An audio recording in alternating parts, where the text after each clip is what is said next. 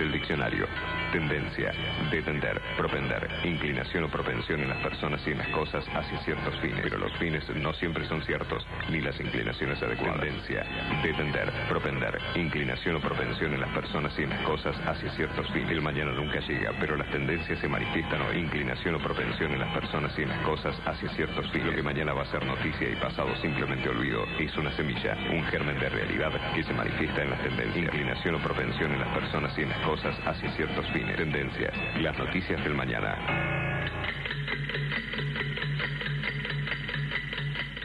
Son solo 6 pasitos, Kini 6, 6, 5, 4, 3, 2, 1, Kini 6. En 6 pasitos y en Pehuajó, provincia de Buenos Aires, alguien ganó más de 2.108 millones de pesos con el Kini 6. 6, 5, 4, 3, 2, 1, Kini 6.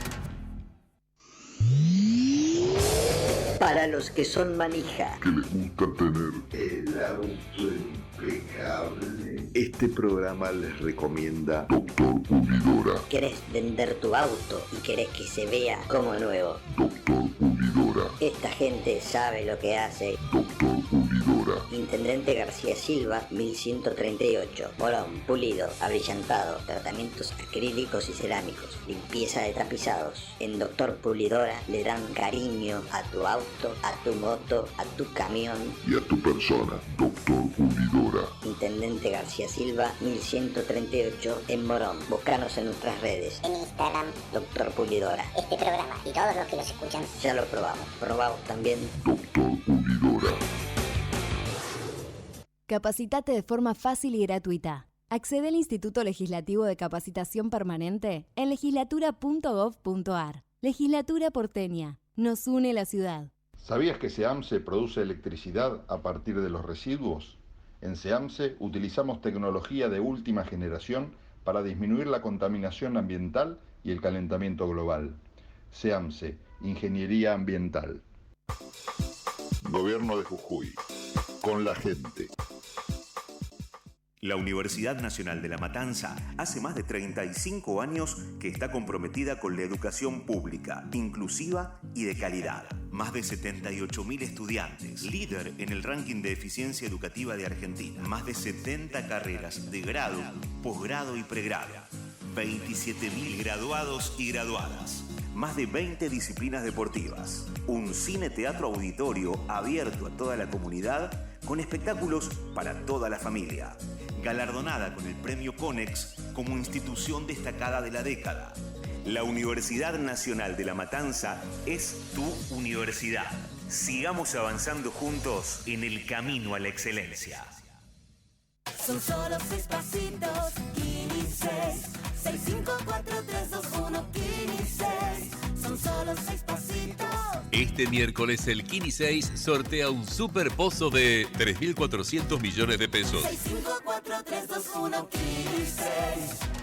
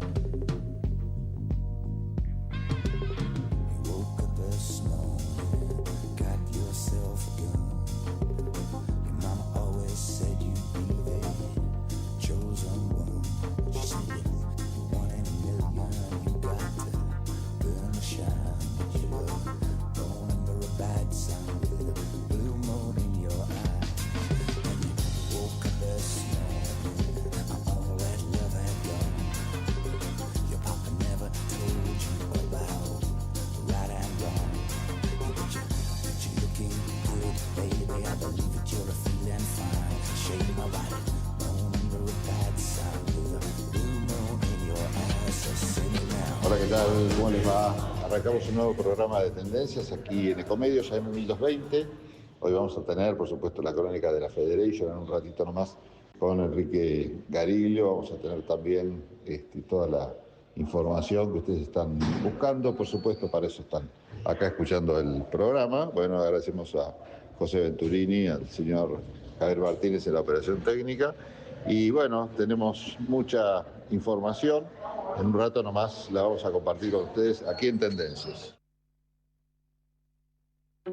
Tendencias. Conté de testamento, conté de tenaz, conté de totalitario, conté de trampa, conté de tranquilidad, conté de tapujo, conté de títere, conté de taquilla, conté de tesón, conté de tumba, conté de tosudo, conté de transmitir, conté de trampa, conté de trascendente, conté de tedio, conté de tempestad. Conté de tilo. Sí, sí.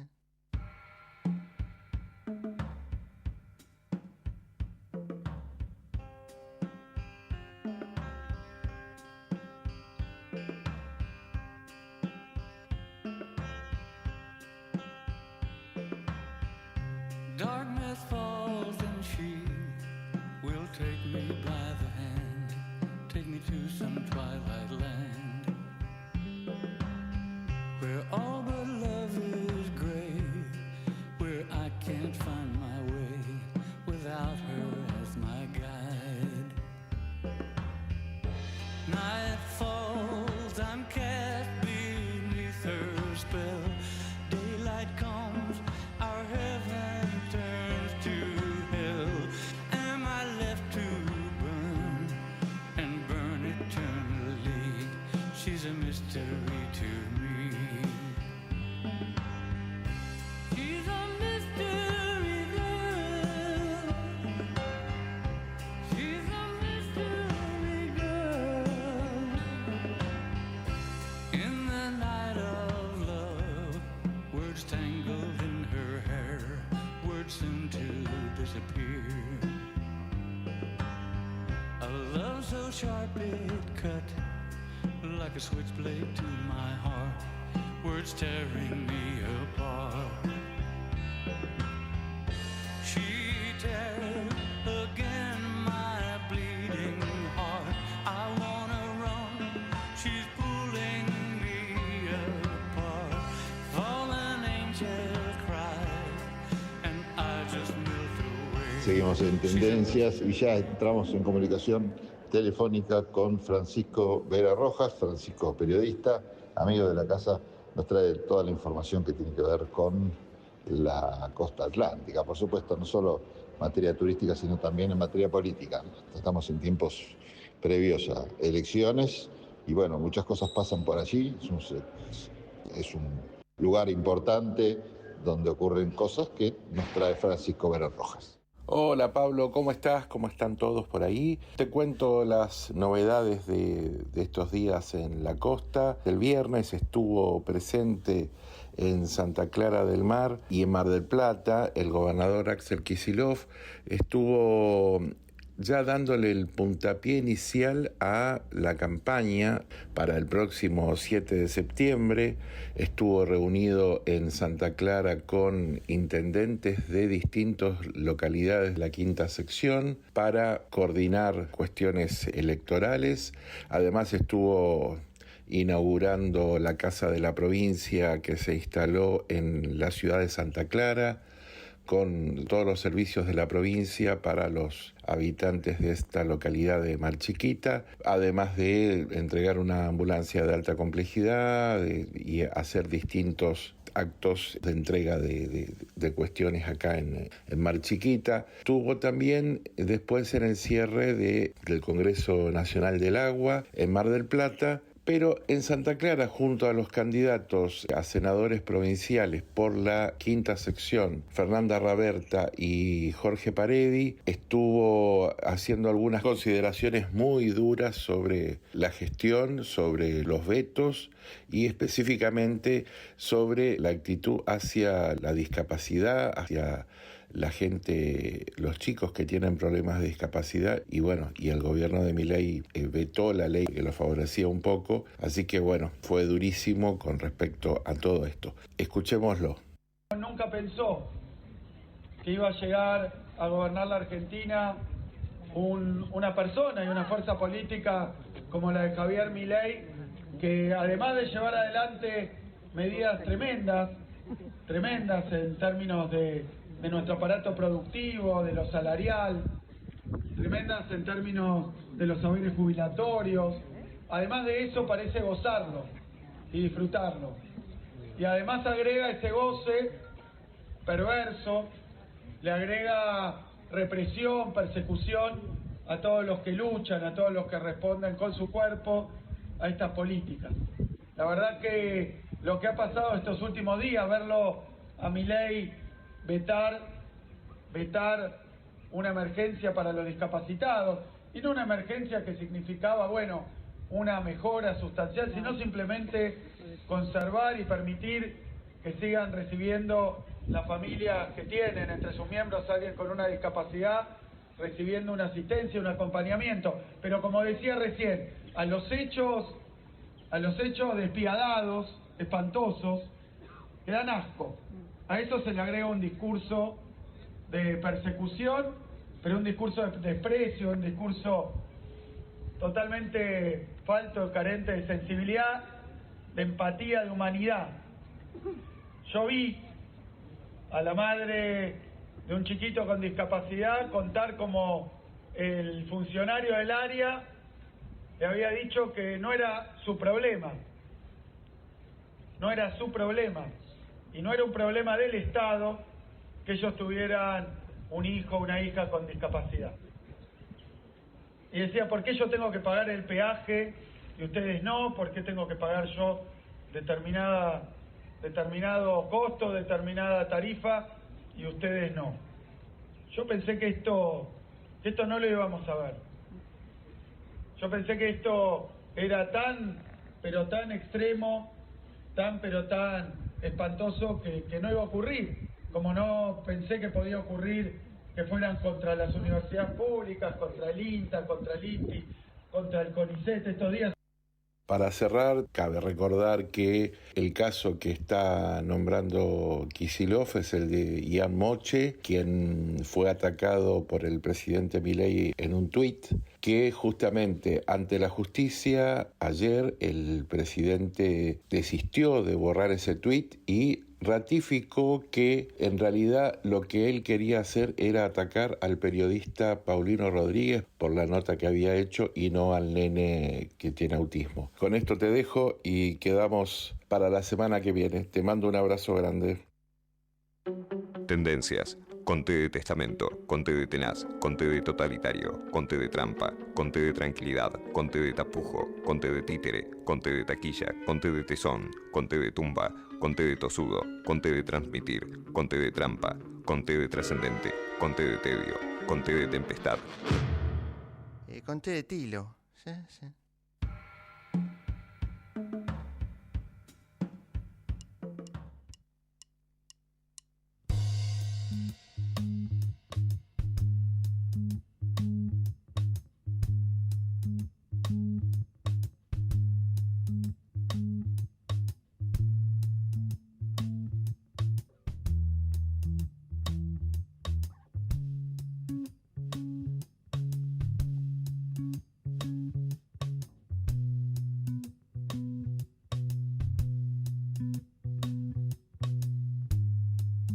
Don't get it.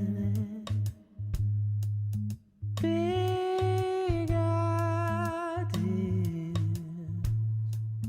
They're not gonna happen.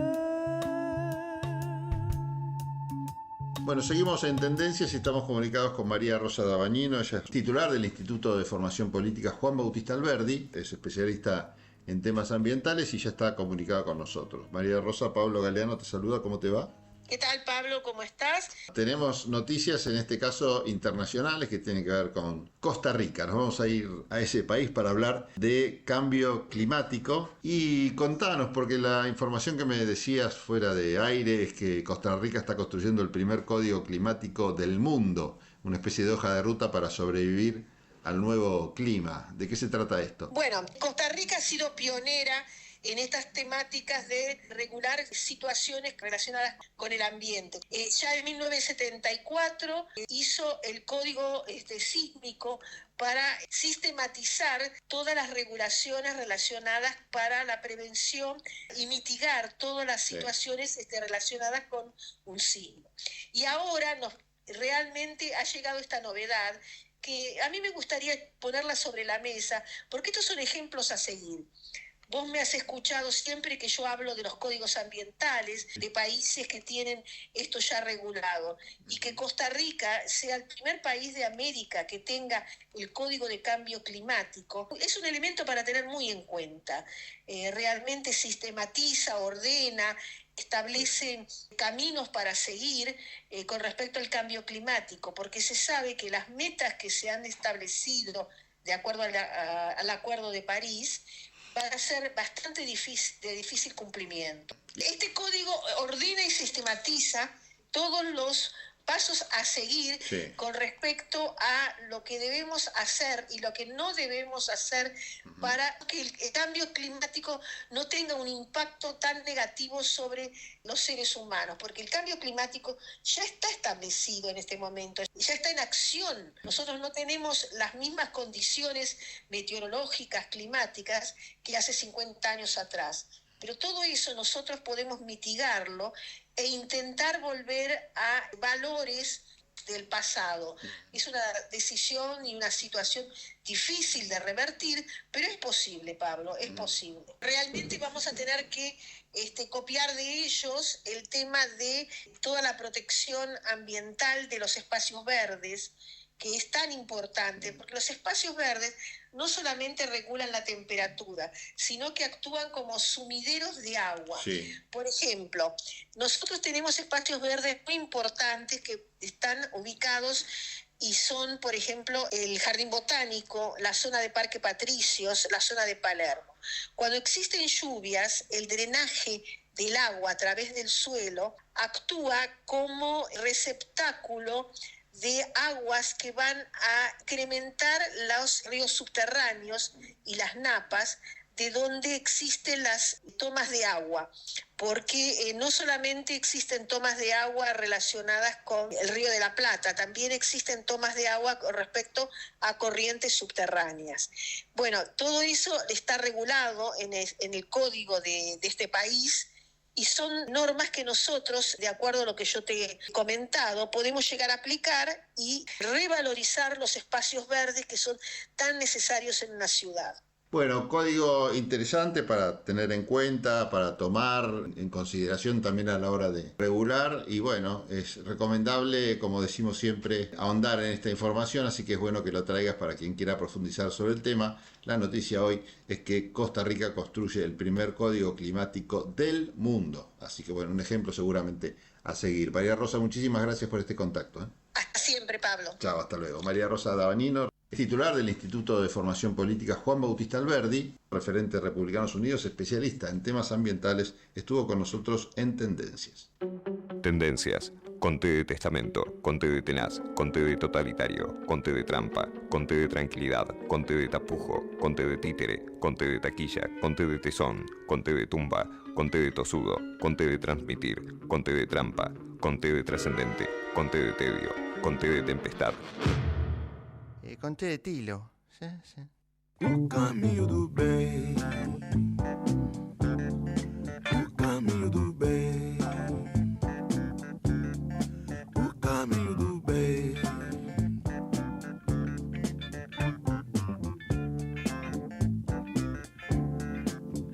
Já iniciou. Está acontecendo. Fase racional. Não estão sabendo. Estamos comunicados con Marcela Casinelli, quien es presidenta de la Fundación Cinemateca Argentina, y este próximo sábado van a realizar una actividad que van a exhibir la película El acorazado Potemkin. Bueno, muchas gracias por atendernos, Marcela. ¿Cómo andás? ¿Qué nos puedes contar de esta actividad? Bien, muchas gracias a ustedes por interesarse por nuestro trabajo. La verdad que va a ser una función extraordinaria en el Auditorio Nacional del Palacio Libertad, ex CCK. Se va a presentar en una copia especial El acorazado Potemkin, con música en vivo tocada por la Orquesta Sinfónica Juvenil San Martín, dirigida por Santiago Chotsurian, con todo un repertorio de música seleccionada del grupo de los 5 grandes compositores rusos. Tengo entendido que esa película está restaurada y es propiedad de ustedes, ¿no? Es una copia nuestra. Esta actividad la hacemos con el auspicio y la autorización de los estudios Mofil, que son los estudios donde se hizo el acorazado Potemkin, que el año pasado cumplieron 100 años, donde se han realizado todas las películas de Tarkovsky, los grandes clásicos del cine ruso, y es la celebración oficial del centenario acá en Argentina, ¿no? Claro, porque se emitió por primera vez en 1925 esta película de Eisenstein. Exacto, se estrenó en diciembre del 25 en el Teatro Bolshoi y luego viajó a Berlín, y ahí es donde empezó la carrera internacional, donde fue reconocida como una obra extraordinaria, que es lo que es, ¿no? Es una película que está celebrando sus 100 años y maravilla como la primera vez que se vio. Esta proyección está en el marco de un ciclo de películas mudas que se emite junto con la actuación de orquestas, ¿no? Exacto, comenzamos hace 4 meses, en abril, con La Pasión de Juana de Arco, que la hicimos también con la Orquesta Sinfónica San Martín, y en esa oportunidad con el coro de ciegos, porque la Cinemateca tiene la partitura original de Juana de Arco. Nuestra institución tiene 75 años, hemos hecho de todo, ¿no? Nuestra sala es la Sala Lugones, pero hemos hecho cine en el Teatro Colón, hemos tenido un festival de cine mudo al aire libre con música, y para nosotros es un sueño poder hacer el acorazado Potemkin con la Orquesta Sinfónica, que suena, que es una maravilla. ¿Cuál es la importancia de esta película en el séptimo arte? Mira, está considerada una de las grandes películas de la historia del cine, que revolucionó el lenguaje cinematográfico.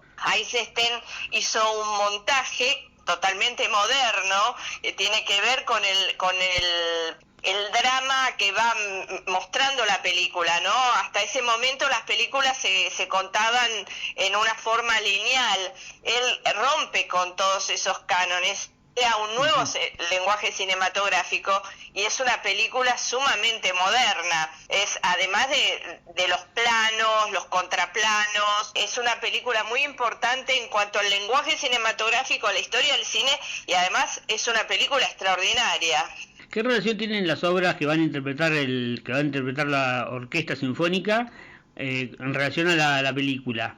Bueno, elegidas especialmente por Santiago Chotzurian, quien va a dirigir la orquesta, es un collage de obras del grupo de los 5, que era un conjunto de músicos rusos hacia fines de 1800, donde hay grandes nombres como Rimsky-Korsakov, César Cui. Entonces, bueno, Santiago hizo una selección, es la primera vez que se presenta con esta partitura en el mundo, y hizo una selección que tiene que ver también con lo que se está viendo, porque tiene que tener un sentido la imagen con el sonido, ¿no? Entonces tiene una selección especial para cada momento. Santiago Chotzurian, además de director de orquesta, es un erudito en lo que tiene que ver con la música. Santiago dirigió Radio Clásica, Amadeus, Arpegio. Es alguien de un gran conocimiento, y también tiene algunos pasajes para unir todas estas obras que son de improvisación propias del cine mudo. Va a ser la Orquesta Sinfónica más el pianista, que en este caso va a dirigir la orquesta y va a actuar como solista Santiago Chotzurian. Y el viernes también hay otra actividad relacionada con esta proyección de la película. Sí, el viernes tenemos una conferencia que dura más o menos 1 hora, donde va a estar Silvana Jarmoluk, que es una directora de cine, una especialista además de cine ruso. Ella es argentina, pero estudió en la escuela que fundó Eisenstein, ¿no? Entonces no hay persona que conozca más la obra y que pueda hablar con autoridad sobre esta película, y ella es la representante de los estudios Mofil en Argentina. Santiago Chotzurian va a hablar de la parte musical, va a hacer también una pequeña interpretación de algunos momentos, y yo voy a hablar sobre el acorazado Potemkin, Eisenstein y su relación con Argentina. Todas estas actividades son con entrada libre y gratuita. Para poder ver ver el cineconcierto, la función del sábado, tienen que entrar en la página del Palacio Libertad y ahí 48 horas antes pueden reservar las entradas, que son 2 por persona. Entonces, para el oyente, si está interesado, ya sabe cómo tiene que ir para poder ver la película. La exhibición es el sábado 16 de agosto a las 20 en el Auditorio Nacional del Palacio Libertad, mientras que esta charla es el viernes 15 a las 18. Exactamente, sí. Y también es una actividad gratuita. Para nosotros es muy importante que la ciudad de Buenos Aires, con la importancia que tiene en cuanto al público y el conocimiento cinematográfico, poder hacer estos espectáculos que son realmente de un nivel internacional y además que son gratuitos, que es muy importante para nosotros eso. Muchísimas gracias por este contacto, Marcela. No, gracias a ustedes. Estamos escuchando Tendencias con la conducción de Pablo Galeano.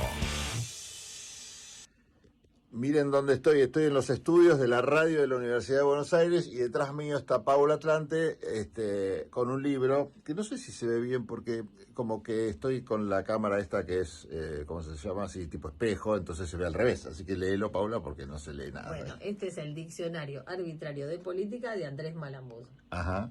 De esto vamos a hablar el próximo sábado en 1, 2, 3, el programa que hacemos con Pablo Galeano aquí en la radio de la U. Así es, estamos acá. Como Andrés Malamud está en Portugal, sí, lo grabamos por Zoom y pedimos los testimonios grabados. Por eso hoy martes estamos compaginando este programa acá. Pero el programa va a salir el próximo sábado a las 10 de la mañana en FM 87.9 o en www.uva.ar/radio.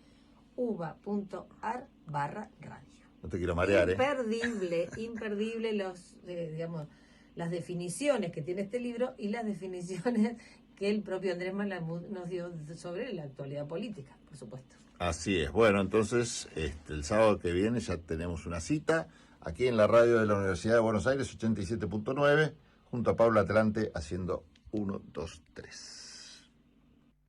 Tendencias, conté de testimonio, conté de templo, conté de tolerar, conté de terminología, conté de terrenal, conté de terrible, conté de transgresión, conté de tortura, conté de tormenta, conté de tomar, conté de terror, conté de tiranía, conté de tentación, conté de teoría.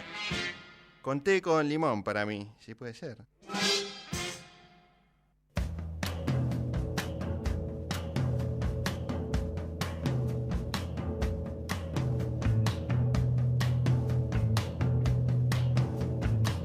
Estamos comunicados con Doris Bril, integrante de la Fundación Julio César Estracera. Hace unos días el presidente Javier Milei empezó la campaña electoral en la provincia de Buenos Aires y estuvo en el partido de La Matanza y salió una foto en la que decía el texto en el cartel: kirchnerismo nunca más. Pero ese nunca más tenía la tipografía de el nunca más que está en el libro justamente que reúne todo lo ocurrido durante la represión ilegal en la última dictadura. Y bueno, esto generó obviamente repudio de dirigentes y algunas organizaciones como la Fundación Julio César Estracera, y estamos comunicados con Doris Bril, integrante de esa fundación, que nos va a contar un poco cómo reaccionó la fundación ante ese hecho. Buenas tardes, Doris, gracias por atendernos, ¿cómo está? Buenas tardes, ¿cómo le va? Bien, mire, a todos los integrantes de la fundación, en realidad nos asombró mucho por el uso y la banalización de ese término. Justamente la Fundación Estracera fue creada para cuidar el nombre del fiscal y hacer honor al nunca más. Y el nunca más hay que respetarlo porque fue la frase desde ahí la recuperación de la democracia. No se puede utilizar el término nunca más para una campaña electoral o como un partidismo. Queda muy feo eso. Entonces, nosotros, que somos los encargados, entre comillas, de cuidar la figura y el nombre de Julio, nos pareció totalmente distorsionado y desubicado, más vale. ¿Y por qué cree que hicieron eso desde el Partido Libertario? Y bueno, yo creo que están confundidos, me parece. Quiero ser educada y me parece que no están del todo informados. Quiero creer de que debe pasar por ahí. O sea, yo no creo que haya una tendencia antidemocrática ni nada por el estilo, porque bueno, el Partido Libertario fue elegido en democracia y fue elegido con los votos del pueblo, así que digo, no creo que sea una cosa antidemocrática. Ahora, estas conductas no llegan a la población de manera ejemplar, ¿me entiende? Nosotros tenemos que educar el término de la democracia, y con esto no se educa, porque el kirchnerismo estuvo muy lejos de la democracia. Entonces, acá asociar el kirchnerismo era una ensalada eso. Y más allá de la declaración, ¿se comunicaron con alguien de los que haya estado en esa foto? Nadie nos llamó. Lo único que escuchamos es que Guillermo Franco dijo que no le parecía. Bueno, seguramente deberá informarse bien que fue él nunca más y leer el alegato mínimo. ¿Qué es lo que no le parecía a Francos? Que no le parecía que era una cosa, que no se vandalizó el tema, que no era una cosa, lo minimizó. Y de seguir haciendo este tipo de hechos, ¿tienen pensado hacer algo? Y bueno, de seguir con este tipo de hechos vamos a tener que tener una entrevista con ellos. Y esperemos que no lo vuelvan a hacer. ¿Y piensa que eso podría cambiar algo si hicieran lo mismo o algo parecido? Bueno, si tenemos la entrevista es porque pensamos que pueden cambiar. ¿Y hubo algún respaldo, apoyo de algunos otros sectores, de otras fundaciones, organizaciones? Sí, hubo respaldo.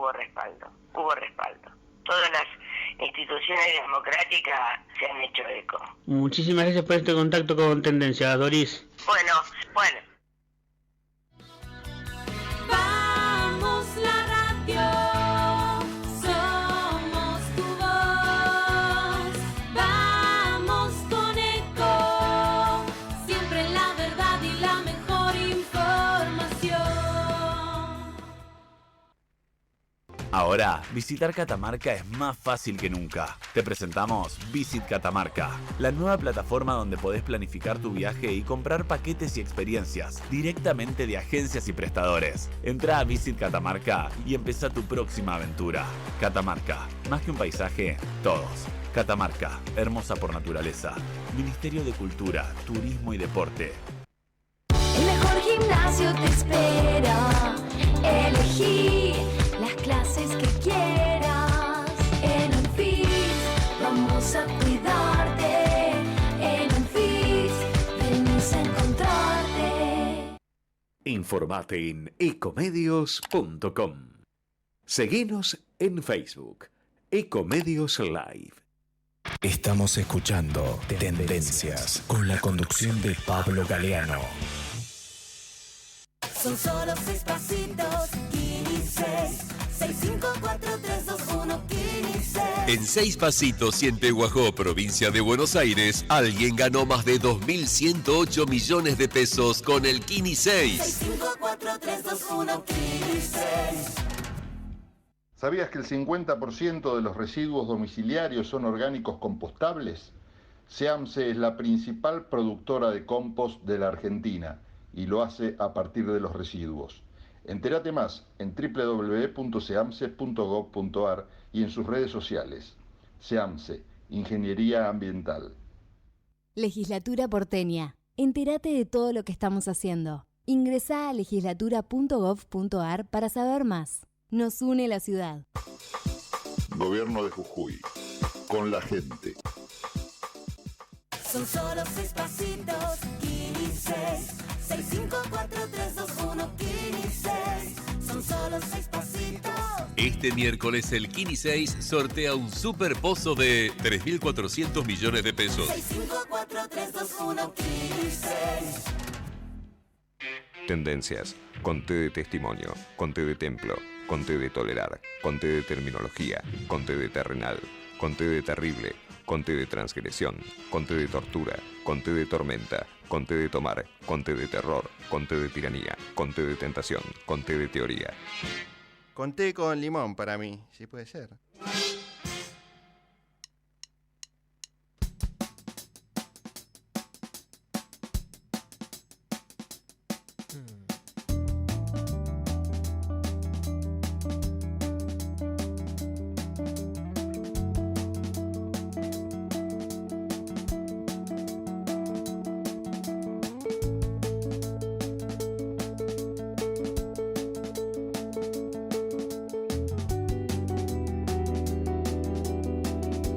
Bueno, arrancamos con el segmento de las crónicas de la Federation. Me voy a poner un poquito más para allá. Ahí está. Ahora sí. Arrancamos con las crónicas de la Federation. Esto es así, ¿no? Es autoencuadre. Es un formato muy particular. Sí. ¿Cómo le va Enrique Gariglio? ¿Qué tal, Pablo Galeano? Muy bien, ¿Bien? gracias. Sí, muy bien. Me Buenas alegro tardes mucho. a todos.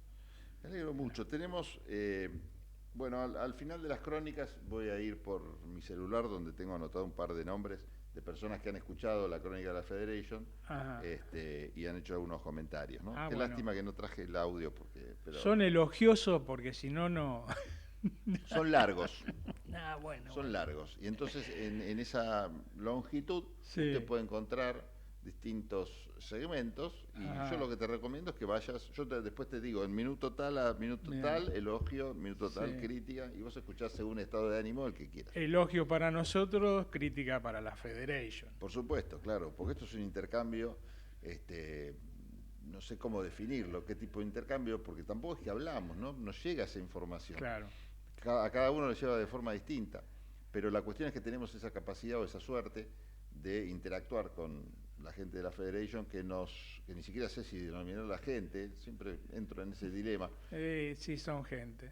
La única realidad, que es la verdad, que es que nos traen mucha información Sí. de la buena, o por lo menos nos tiran temas que son interesantes de conversar. Con ellos los discutimos, no siempre llegamos a un acuerdo, Claro. a un entendimiento. No asentimos así al 100% en algunos casos. Reconocemos nuestra inferioridad siempre, por las Claro, dudas, ¿no? sí, Desde la humildad a veces también damos pelea y batalla dialéctica, ¿no? Sí. Pero la cuestión es que esta vez tuvimos no diría un enfrentamiento, pero sí Un ida y vuelta. cruce, claro. Claro. Bastante acalorado, cuando desde la Federation nos planteaban que no odiábamos suficiente a los economistas,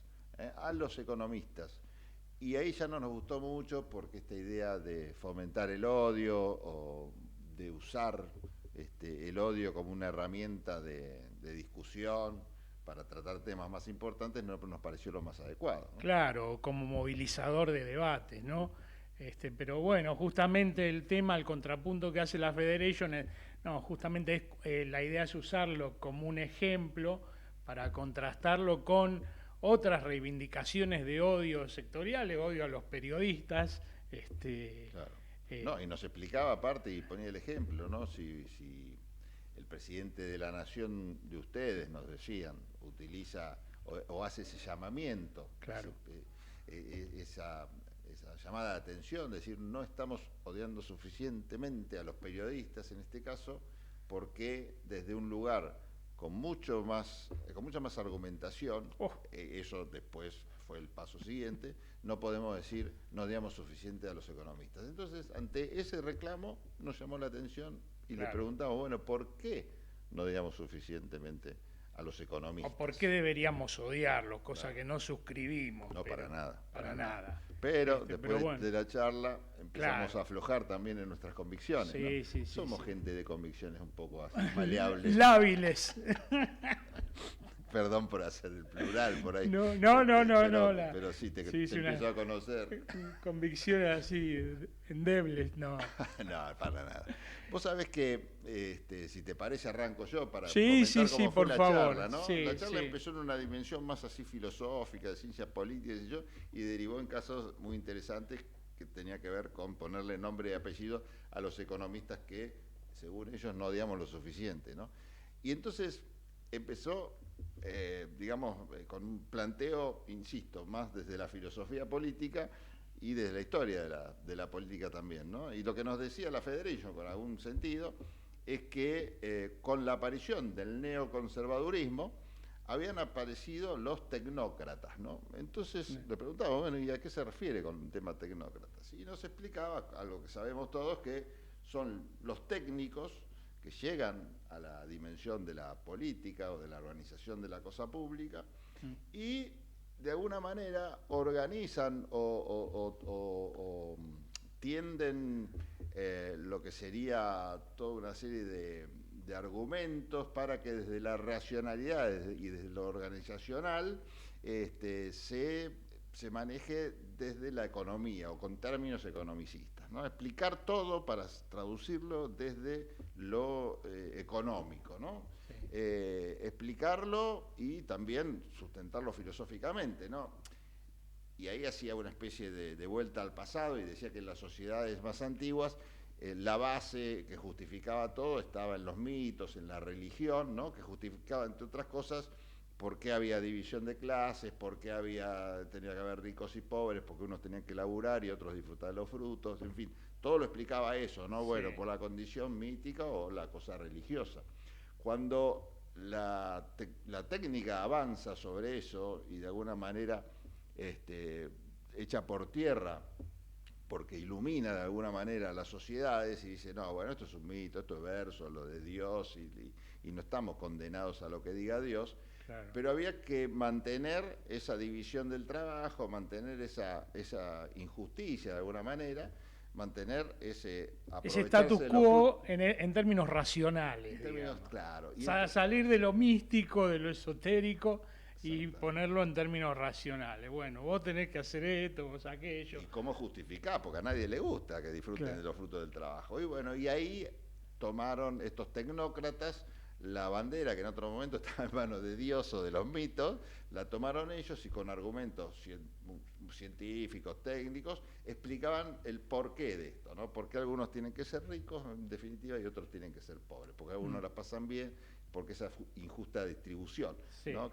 Entonces, bueno, lo que pasó es que aparecieron estos tecnócratas con lenguajes para nada despojados de tecnicismos, muy complejos, entonces que impedían esto, que impedían el debate, porque si yo no entiendo de economía, ¿cómo me voy a poner a hablar de economía? Bueno, en definitiva... Estás desautorizado per se, vos no sabes lo que es la flotabilidad, el estrés del sistema cambiario, qué sé yo, los déficits gemelos, claro, lo contracíclico. Claro, sí, entonces ya sos un ignorante, no estás autorizado para opinar. Claro, y eso atentaba también contra la posibilidad de llegar a consensos, ¿no? Porque al no poder opinar, yo que te voy a tratar de convencer con qué argumentos, bueno, en fin, y eso, bueno, se concentró mucho y por supuesto tuvo en los economistas los mayores exponentes. Y sí, cuando esos economistas pasan de ser de asesores o auxiliares de la política para ser los que manejan la política, bueno, ahí se va todo al demonio, ¿no?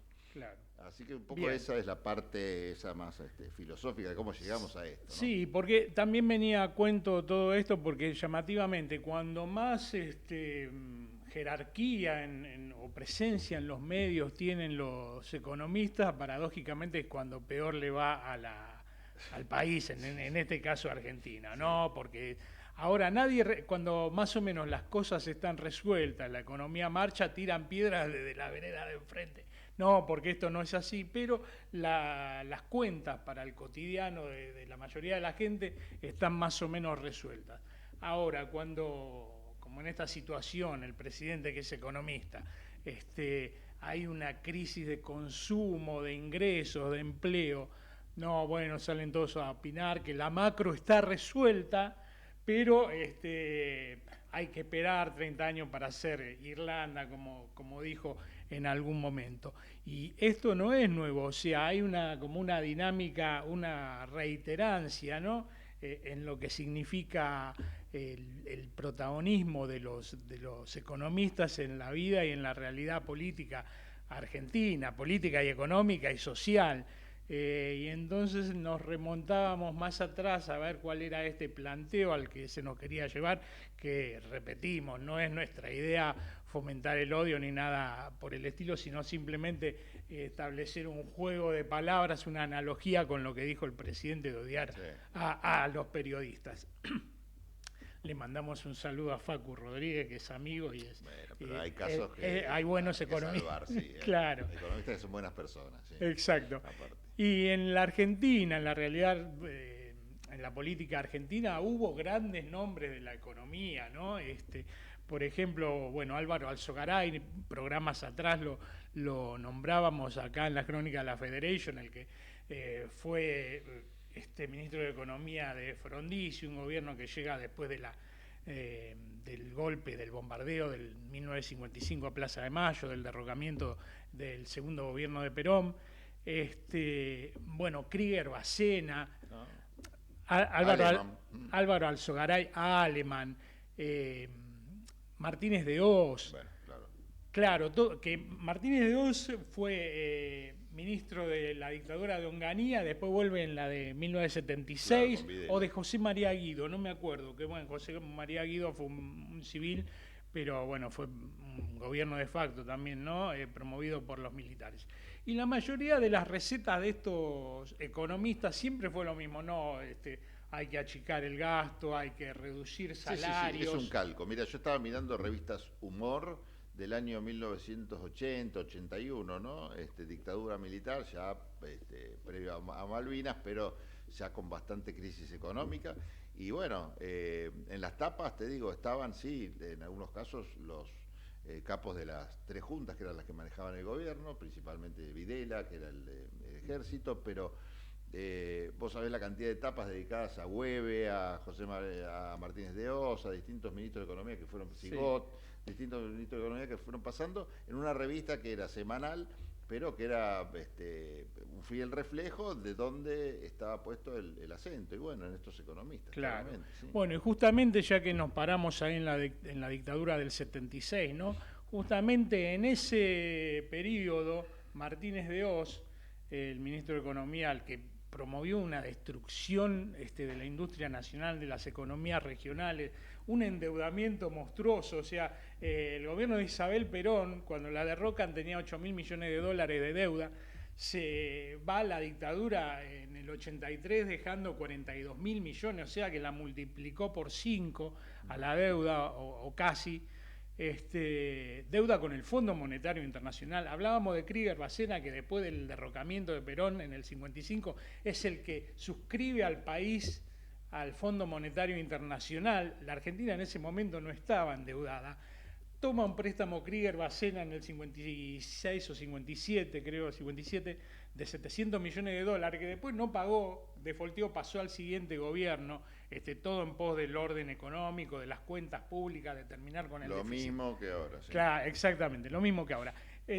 Bueno, hablábamos del 76, el golpe de 8.000 millones de dólares pasó a 42.000 millones de dólares la deuda, y Martínez de Hoz, que fue el ícono de la gestión económica de la dictadura, cerró ramales ferroviarios, pueblos que quedaron aislados, bueno, lo que llama, favoreció la apertura importadora, hasta aquella famosa propaganda de la silla, ¿no? Que la silla china era buena, bueno, no China en esa época, sino la europea era buena, en esa época China era berreta, todo, ni hacía, ni mandaba silla. China todavía era una aldea, casi. Y las sillas argentinas eran una porquería, uno se sentaba y se caía. Bueno, Martínez de Hoz fue de la escuela de Chicago, los Chicago Boys, que fueron una tristemente célebre escuela de economistas, claro, una escuela económica. Sí. Y su principal referente fue Milton Friedman. Milton Friedman, economista estadounidense, nacido en 1912, falleció en 2006, que es el ídolo de Milei. Claro, sí, es el padre de toda esa idea, ni siquiera libertaria, ¿no? Porque ellos se van más al carajo, pero sí es claramente, era la escuela económica que justificó desde la economía, explicaba también y daba razón de ser a todos los golpes militares, ¿no? Porque la única forma, digamos, de encarar semejante ajuste y medidas era también con falta de libertades que permitieran de alguna manera las protestas, bueno, en fin, enfrentar esa situación que era terrible. Claro, Naomi Klein describe muy bien cómo es esta dinámica, el establecimiento de estas ideas de libre mercado, ¿no? Que reivindicó y llevó adelante Friedman y que hoy defiende el presidente de la Nación, Milei. Y bueno, hablaba justamente de la doctrina del shock, es decir, que son ideas tan horribles, tan nefastas para la población, para la mayoría de la población de cualquier país o sociedad donde se apliquen, que solamente se pueden imponer con conmoción muy grave interior en el país, un golpe militar o una hiperinflación. Entonces el golpe militar se aseguraba, ¿no? Desde la usina del imperio, digamos, Estados Unidos, sí, porque fue el ejecutor del Plan Cóndor, hablábamos de Kissinger en algún momento, entonces era la Escuela de las Américas. La Escuela de las Américas era la escuela militar de Estados Unidos, que estaba en Panamá primero, después se mudó a Estados Unidos, que es la que formó a todos los dictadores que gobernaron después en los 70 a Sudamérica, al Cono Sur, Centroamérica. Entonces funcionaban en tándem, ¿no? En la Escuela de las Américas se formaba a los que iban a aplicar el garrote en términos concretos, ¿no? En lo que iban a meter la letra con sangre. Y en la otra, los técnicos en economía, la de Chicago, que hacían esto, ¿no? Lo que decíamos al principio, esta batalla de racionalizar todos estos temas y de justificar todo esto que se terminaba haciendo. Claro. Por un lado se contenía por la fuerza y por el otro lado se explicaba racionalmente desde estos economistas que también odiamos tanto, dice la gente de la Federation, como a los que aplicaban la mano dura, ¿no? Sí, esto es una digresión que hacemos, que justamente el presidente habló en una entrevista por estos días que la idea es llegar a octubre a las elecciones con la calle controlada por la ministra Patricia Bullrich y las cuentas organizadas por Luis Caputo. Bueno, Luis Caputo merecería un programa aparte, ¿no? Como estos economistas del mal, que el propio presidente decía que había sido alguien nefasto porque como presidente del Banco Central y como durante el gobierno de Mauricio Macri, como ministro de Economía también del gobierno de Mauricio Macri, favoreció el endeudamiento en 50.000 millones de dólares. O sea, Duhovne, otro ministro de Economía de Mauricio Macri, había dicho que el país estaba escasamente endeudado, entonces por ese motivo se favoreció el endeudamiento.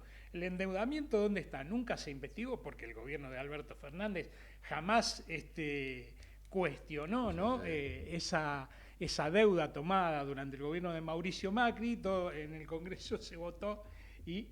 Un minuto tenés. Sí. Un minuto. Ah, perdón. Sí, mirá. En el Congreso se votó y... Sí, y bueno, salió adelante. Ahora, bueno, un economista con mucho por cuestionar. Domingo Cavallo, el ícono, el mayor exponente, el cenit de los economistas argentinos. Busquen en su currículum un trabajo en el sector privado que haya tenido Domingo Felipe Cavallo desde que inició su carrera hasta que se retiró. Ahí sí después se iba a dar charla de cómo destruyó la economía de un país, la convertibilidad, etcétera, etcétera, es asesor de empresas, etcétera. Pero si encuentran un trabajo en el sector privado de Domingo Cavallo, hay sponsor para ofrecer un premio. Bueno, la realidad es que fue interesante la charla en función de esto, ¿no? En todo caso, esta situación que hace que los economistas terminen siendo los que manejan los destinos también se explica un poco a la hora de poner en la balanza la política y la economía, ¿no? ¿Dónde está el poder real? Uno le pregunta a la balanza a ver para qué lado inclina y bueno, y claramente está en el sector económico y qué mejor entonces argumentador del por qué el poder debe estar ahí, por qué hacer las cosas que se hacen para que se conserve ese status quo que Henry decía al principio, está en poder de los economistas o de los políticos que saben más de economía y les preocupa más que cierre un Excel quizás que buscar las razones por las cuales está cerrando, que muchas veces son más perjudiciales que otra cosa. Bueno, se nos fue el tiempo, Henry, pero yo no quiero dejar de mencionar dos cositas. Primero, mandarle un saludo a Jorge Regue. Jorge Regue es un oyente de este programa. A veces por convicción y otras porque se lo imponemos, nosotros mandándole el archivo del video y poniéndole que espero tu comentario. Bueno, y deja unos comentarios extensísimos, con muchos elogios o muchos aportes, así que en algún momento voy a hacer una selección y lo voy a pasar al aire, aunque no tengo su permiso, porque realmente valen la pena y habla muy bien de vos, aparte. ¿En serio? No, mentira, pero igual te quería hacer feliz. Bueno, y después también... Lo lograste. Le voy a mandar a Mónica Campos un saludo, que es, así se llama, la madre de un amigo, Leito, que también tiene siempre muchos elogios, y dice Leito que Mónica nos escucha y se pone muy contenta, y no sé si comparte o se ríe de nosotros o comparte lo que decimos, pero la cuestión es que la hacemos feliz. Bien, por bien, alguna bueno, otra razón. está bien. Así que le mandamos un fuerte abrazo. Sí. Y bueno, hay un montón de gente más que ahora ni me acuerdo, pero que también ha visto las crónicas de la Federation y se pone muy feliz y nos pregunta por qué lo de la Analía, usted que mencionaba a Analía, Sí. ¿el apellido? No, ¿Analía? Natalí, perdón. Annalise Vick. Annalise, ahí está. Annalise Vick, sí. Bueno, sí. Muchas gracias, Annalise. Que la rebauticé en este acto. Sí. También nos preguntaba por qué lo de la por qué lo de la Federation, ¿qué era la Federation? A ella a ella se lo conté. Pero está bien. Pacto de caballeros con la Federation, dijimos que íbamos a contarlo. A mantener el secreto. O ir develándolo, pero así, mano a mano, sí. En lo personal. Así que cualquier duda que tengan. Quería hablar, perdón, Pablo, pero no quiero dejar de mencionar a Bernardo Greenspun. Bernardo Greenspun, primer ministro de Economía de la Democracia, que justamente recibe un país con 42.000 millones de dólares de deuda y 100 millones de dólares de la dictadura y 100 millones de dólares. Fue a decirle al Fondo Monetario, nosotros no le podemos pagar, ustedes le prestaron a la dictadura. Entonces, como se rebeló, terminó saliendo del gobierno, asume su rule. El gobierno, la gestión económica de Alfonsín termina en calamidad, en desastre, y la crisis de deuda que se genera en ese momento explota de la Rúa 15 años después. Sí. Pero bueno, cosas de los economistas. Sí, ahí habría sido, bueno, muchos recriminan eso, ¿no? Alfonsín no haber dado el apoyo suficiente a Bernardo Greenspun, que en ese momento sí se plantó duro, por lo menos así lo cuenta la historia. Bueno, señor, le agradezco. Por favor, un placer. Bueno, nosotros nos reencontramos en la próxima crónica de la Federation y por supuesto en el próximo programa de Tendencias. Gracias a José Venturini, a Javier Martínez, a todo el equipo de Comedios, a Manuel Marbazo y compañía. Por supuesto les mandamos un saludo a Jorge y a Mónica, nuestros dos únicos oyentes. Creo que nos escucha alguien más, ¿no? Alguien que dijo usted que lo escuchaba en el auto, ¿quién era? Le mandamos un saludo. Luciana. A Luciana. Nada, pensé, no me dijiste que era Luciana. Luciana y Rafael Kemmerer. Rafael. También. Bueno, ambos, entonces ya tenemos 4 oyentes. Sí. Bueno, así vamos y a Analí. Y Analí 5. 5. Todavía. Bueno. Y nos siguen en YouTube, ahí se suscriben, calculo que estos 5 estarán suscriptos ya, porque de esa forma nosotros podemos empezar a crecer muy de a poquito, pero ya llegaremos. Chau, nos reencontramos el martes que viene. Buena Hasta luego. Semana. Chau. Gracias. Yo siempre miro.